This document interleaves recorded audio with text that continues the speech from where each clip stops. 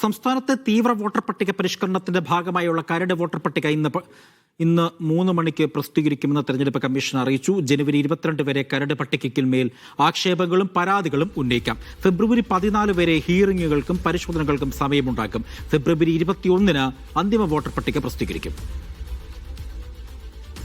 P സഫാനുണ്ട് വിവരങ്ങൾ നൽകാനായി. സഫാന്, ഈ വാർത്തയുടെ കൂടുതൽ വിശദാംശം എന്താണ്?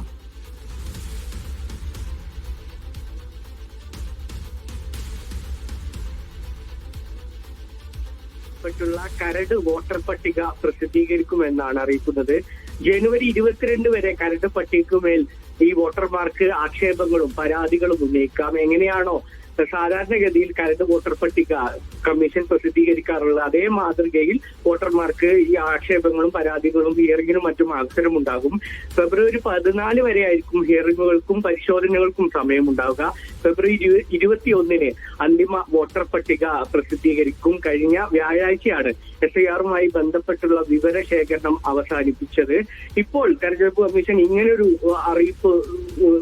അറിയിപ്പ് പുറപ്പെടുവിപ്പിക്കാനുള്ള പ്രധാനപ്പെട്ട ഒരു കാരണം, നേരത്തെ നമ്മുടെ എപ്പിക് നമ്പർ ഉപയോഗിച്ചുള്ള വിവരങ്ങൾ സെർച്ച് ചെയ്യാൻ ഉപയോഗിക്കുന്ന ലിങ്കുകൾ ഉപയോഗിച്ച് SIR-മായി ബന്ധപ്പെട്ടുള്ള കരട് വോട്ടർ പട്ടിക പ്രസിദ്ധീകരിച്ചു എന്ന തരത്തിൽ വാട്സപ്പിലും മറ്റും ഒരു പ്രചരണം നടക്കുന്ന പശ്ചാത്തലത്തിലാണ് 3 മണിയോട് കൂടി മാത്രമേ ഈ കരട് വോട്ടർ പട്ടിക പ്രസിദ്ധീകരിക്കൂ എന്നുള്ളത് തെരഞ്ഞെടുപ്പ് കമ്മീഷൻ ഔദ്യോഗികമായി അറിയിച്ചിട്ടുള്ളത്. നേരത്തെ SIR-മായി ബന്ധപ്പെട്ട് തന്നെ എന്യൂമറേഷൻ ഫോം തിരികെ ലഭിക്കാത്തവരുടെ വിവരങ്ങൾ ബൂത്ത് അടിസ്ഥാനത്തിൽ കേന്ദ്ര തെരഞ്ഞെടുപ്പ് കമ്മീഷൻ പ്രസിദ്ധീകരിച്ചിരുന്നു.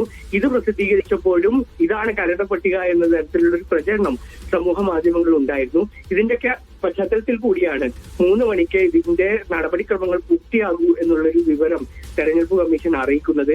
5 മണിക്ക് മുഖ്യ തെരഞ്ഞെടുപ്പ് ഓഫീസറുടെ വാർത്താ സമ്മേളനം ഉണ്ടാകും. വാർത്താ സമ്മേളനത്തിലായിരിക്കും ഇതു സംബന്ധിച്ച കൂടുതൽ വിവരങ്ങൾ, വിശദാംശങ്ങൾ, കണക്കുകളൊക്കെ കമ്മീഷൻ വിശദീകരിക്കുക.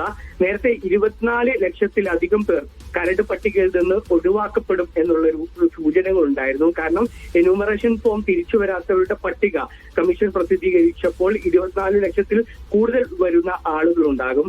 ആ കണക്കിൽ എത്ര പേർ പുറത്തു പോയിട്ടുണ്ടാകും എന്നുള്ള കണക്കിലൊക്കെ ഇന്ന് മുഖ്യ തെരഞ്ഞെടുപ്പ് ഓഫീസർ വിളിച്ചു ചേർക്കുന്ന വാർത്താ സമ്മേളനത്തിൽ ഒരു വ്യക്തത ഉണ്ടാകുമെന്നാണ് അറിയാൻ കഴിയുന്നത്. അജിത്, ശരി, പല കാര്യങ്ങൾക്കും ഇന്ന് തെരഞ്ഞെടുപ്പ് കമ്മീഷൻ വിളിച്ചു ചേർക്കുന്ന വാർത്താ സമ്മേളനത്തിനും ഒപ്പം തന്നെ ഈ പട്ടിക 3 മണിക്ക് വരുമ്പോൾ ഉണ്ടാകുമെന്നാണ് നമുക്ക് മനസ്സിലാക്കാൻ കഴിയുന്നത്. വലിയ തരത്തിലുള്ള ആക്ഷേപങ്ങളൊക്കെ ഇതുമായി ബന്ധപ്പെട്ടുണ്ടായിരുന്നു. പി സഫാനാണ് വിവരങ്ങൾ നൽകിയത്.